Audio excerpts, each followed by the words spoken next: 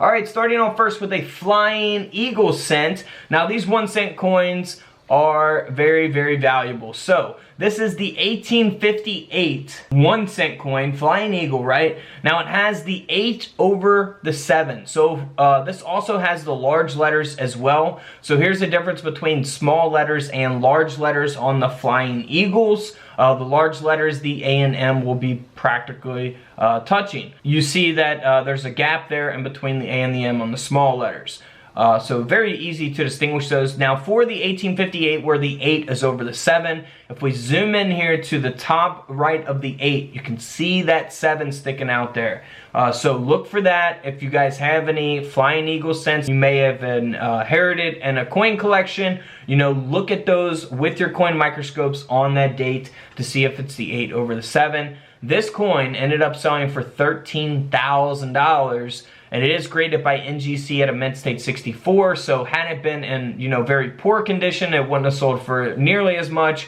If it was even at a higher grade, it could have sold for more than $13,000. All right, so here is an 1873 Indian head cent that sold for $66,000. Can you believe that? Now this is graded by PCGS at a mint state 65 red brown. And it has a doubling here on the obverse of the coin. If we zoom in there on Liberty, you'll see that doubling there. That is just amazing. So always look for that there on your Indian head cents. The coin is in excellent condition as well. It's not a red, it's a red brown, but still a $66,000 coin. Now here is an 1877 Indian head cent that sold for $149,000. And it doesn't have any types of mistakes or coin errors or anything like that, mint errors.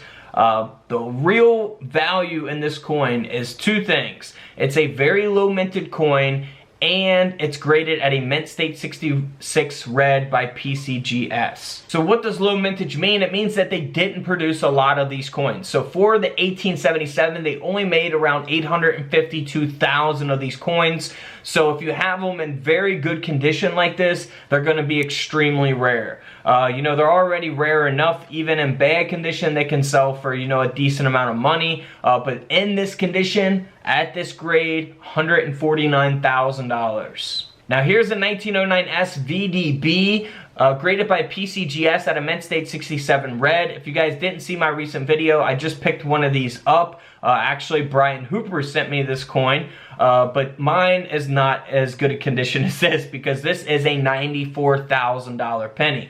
This coin is that valuable because they only produce 484,000 of these coins, and it has an extremely high grade by PCGS. That mint state 67 red grade will make it super, super valuable. Now you want to look for the 1909S, so you want to have that date there on the front with that S mint mark, and then on the back, on the reverse of the coin, you want to look at the bottom and make sure you have those VDB initials.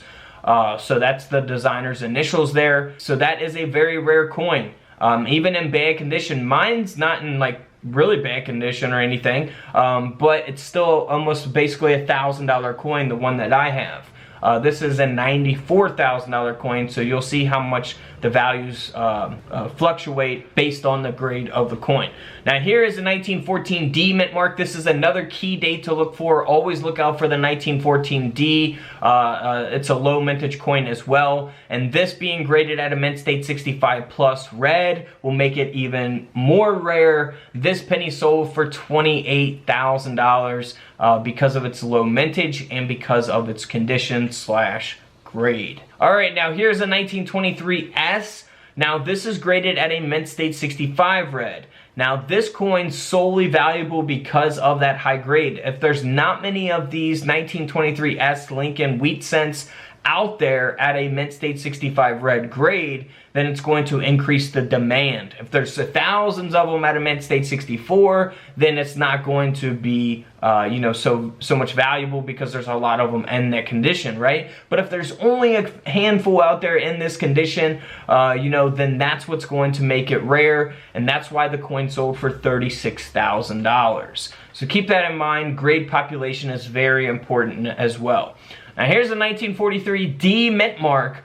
As we know, in 1943, those were supposed to be the steel pennies. This coin actually sold this year in 2021 for $840,000.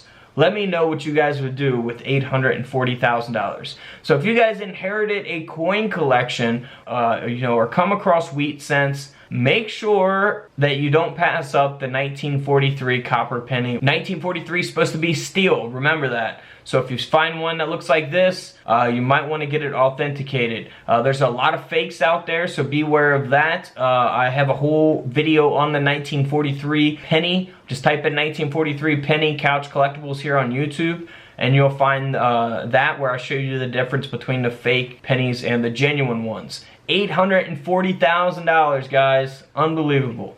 Now here's another 1943 again, bronze, supposed to be steel. The last one was a D mint mark. This is a no mint mark.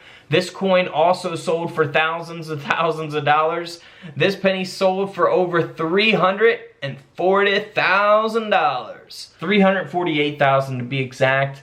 Unbelievable there. It is graded at a brown as well. Amazing coins there. $348,000. Here's the 1944 S mint mark. Now in 1944 they went back to producing copper pennies, so these are not supposed to be steel. However, this 1944 Lincoln cent design was actually struck onto a steel planchet that they used from the previous year in 1943. So this coin is graded by NGC at a mint state 66. Again, the coin grading scale only goes up to 70. 70 is the best condition you can get, best grade you can get. This penny sold for $373,000. Now here's the 1955 Lincoln cent, very famous coin within the numismatic field. This coin has a doubled die obverse, so you'll see extreme doubling there on the lettering and the date. Everyone in the coin collecting world wants this coin, and it is graded at a mint state 65 red. This coin sold for $35,000.